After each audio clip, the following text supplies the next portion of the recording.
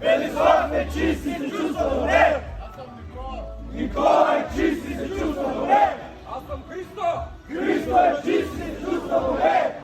В момента съм на 21 години. Употребата на психоактивните вещества, така наречените субстанции, съм ги започнала, когато бях на 14. С цел да се направя на интересна в компанията. Започнах с трева, след това минах на стимуланти, амфетамини, метамфетамини, кристали, кокаин, екстази, ЛСД, цялата поредица, без най-тежките опиатите, хероин, метадон, оксикодин. Но като цяло имам опит, с който не се гордея и не знам. Бих казала, че съм стигала до такъв момент, в който съм се прибирала да се преоблеча, само да се освежа и излизам, и включително имало и такива моменти, когато съм изпадала в много силна депресия и думите са ми били: всеки ме мрази, никой не ме обича, всички ме използват, не мога така, не издържам, има ли смисъл дори да живея? Да, засягала съм много от близките си хора, много близки приятели съм загубила, като за компания, за говорене и да се обсъждат, примерно, най-простото казано, важни теми. И просто, замисляйки се сега в този момент за тези неща, за тези ситуации, честно казвам, ми е много криво. Майка ми, по принцип, не съм с баща. Те са се развели, когато съм била на 3-годишна възраст и даже не знам къде е, но майка ми като цяло, тя ме отгледала, тя ми е дала шанса да живея смислен живот, но това, че аз съм решила да го пропилявам и да тръгвам в грешната посока и е all in love, да потъвам, майка ми като цяло, виждайки този период със самото започване поради причината, всичко тръгна от там, когато почнахме да коментираме тази тема за употребата на субстанции, на наркотици, аз казах думите: не, никога. Никога, мамо, няма да ги използвам. И станаха в един момент така, се развиха обстоятелствата и нещата, че от това никога, от трева, рязко преминах на по-тежки субстанции и като цяло не се гордея с което, и майка ми по същия начин не се гордее. Търсила е психолози, психиатри, някакво внимание да ми се обърне, поради причината, че вероятно жената си е помислила, че има някакъв проблем, нещо, което ме мъчи, за да прибегна към тези неща. И виждайки тези мои моменти на претупване, примерно, или преджасване, включително съм стигала до спешното, за което не се гордея, до алергични реакции, да се налага да се бие орбазон. И майка ми, виждайки тези неща, ми е казала думите: защо се самоубиваш, с каква цел целиш толкова млада, а и си майка, да се съсипваш, да се убиваш? И това ли искаш? Това ли е твоето желание за да бъдеш план или да бъдеш трезвомислещ човек и стойностен човек? Мисля си, че действително, ако не бях прибегнала към употребата, било на алкохол, било на субстанции, всичко ще бъде по-различно. Щях да завърша 1 година по-рано. Щях в момента да следвам психология. Щях да си отворя малък бизнес. Поради причината, че имам бизнес план, свързан с фризура, фризьорски салон за красота, бюти, фризура, грим, педикюри, там и прочее. Щеше да бъде къде по-различно. Това си е факт неоспорим. И до някъде в определени моменти, замисляйки се за миналото си и замисляйки се също така за, ако не бях започнала тази употреба, че всичко ще да бъде някакси по-различно, самите обстоятелства щяха да се развият в по-правилната насока, по-правилната посока и всичко щеше да е по-добре. И за интереса направих го само единствено с цел, то в компания беше като цяло се разви случката, когато бях на 14 години. Не ти стиска. И го направих само единствено с цел да се покажа, че ми стиска, че мога и че не ме шубе. И това е.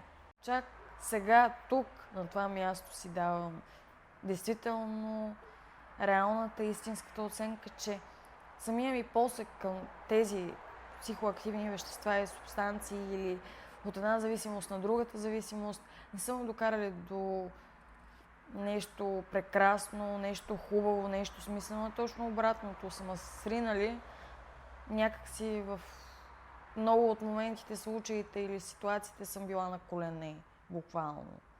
Паднала. Не можете да се изправи. Една такава безнадежност, една отчаяност, едно безсилие. И ако я нямаше в действителност тази употреба, заради която не се гордея, в действителност нещата щяха да бъдат по по-различен начин, по-хубавия и по-смисления начин. Преобърнаме представата, че вероятно така наречения маратон, но сигурно не бях спала, грубо казвам, 6-7 дена. И вече някакси всичко ми се виждаше супер изкривено, размазано. Потях се на поразия. Беше ми много лошо, самия ми дъх беше забързан. Сърцето ми се качваше в гърлото и в един момент, вървейки по улицата, усещам, че падам. И има движение на коли. И добре, че имаше нещо да се захвана, защото действително тръгвах да падам и щяха много блъснат и онзи лав да си отида като куче без история. Ето точно това нещо ме преобърна и факта, че прибирайки се в къщи, майка ми, виждайки ме в какво състояние бях и съм била, тресяща се от глад, от безсилие, от уплах. Не беше очарована. Обсъдихме тези неща с постъпването ми тук, с цел за мое добро да се оправя и да бъда аз себе си. Истинската, добрата, смислена аз. И точно тази случка, която беше на косъм като цяло чудо беше, че нищо не се случи, слава Богу. И точно тази случка ме накара да се замисля, че не е това начина. Това е начина само единствено, ако искам да сложа края на живота и това е. Но начина за по-добро бъдеще, за по-смислено нещо е да бъда аз, да мисля правилно и да имам стимула, хъса и така наречената борбеност и желание да се оправя и да вярвам в себе си. Живота, който си представям в бъдещ план е примерно или практикуваща професията психолог, или да бъде една учителка, ама начална учителка. От 1 до 4 клас да преподавам, да се занимавам с деца, поради причината, че много обичам децата и някак си отдава ми се да слушам, да обработвам дадена информация, да я осмислям, да я предавам по по-друг начин. Най-общо казвам или учителка, или психолог. Другото, което е бъдещ план, бих искала да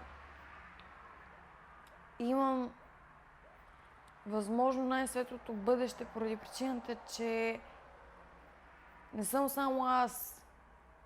И бих искала, освен нагласата аз да бъда добре, действително, ако се замисля или се замислим, бих искала и действително бих го желала на 100%, не само аз, а и хората около мене, близките ми, които са полагали усилия, са направили всичко възможно да съм тук и сега и да бъдат щастливи, радостни и някак си облаготворени. Този център ми помага с факта, че тук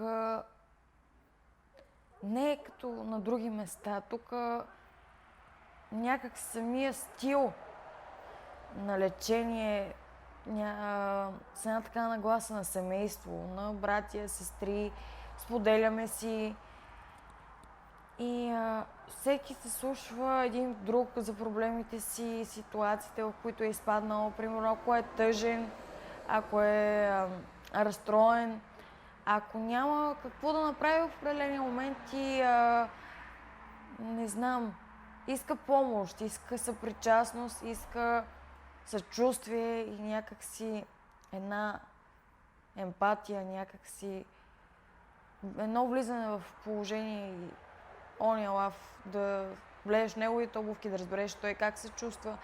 Така и аз при идването ми тук, в този терапевтичен център, общност, някак си нагласите ми, начина ми на мислене, начина ми на изразяване, поне така си мисля, че доста са подобрили, за което се радвам. И за общността, най-обобщено казано и като за край, бих казала, че на мен действително ми се отразява изключително добре поради факта, че тук си значим, забелязан и когато имаш нужда от нещо, ти помагат. Било екип, било група. Аз съм Велислав! Велислав е чист и се чувства добре! Аз съм Никола! Никола е чист и се чувства добре! Аз съм Христо! Христо е чист и се чувства добре!